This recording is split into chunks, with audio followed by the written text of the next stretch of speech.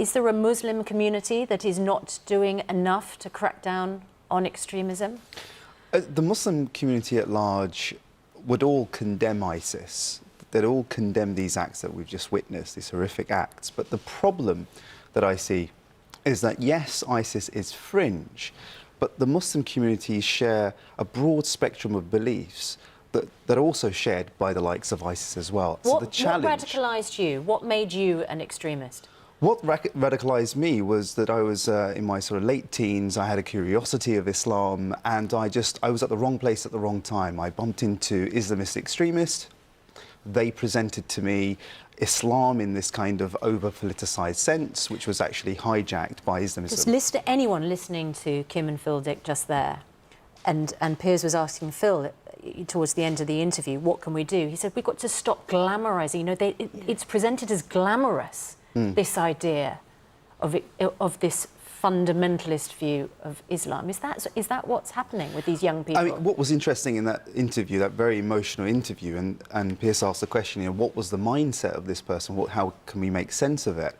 And as a former extremist, I actually understand that mindset. Yeah. And these acts that we just witnessed, it makes perfect sense to me as a former extremist. Why? I understand why.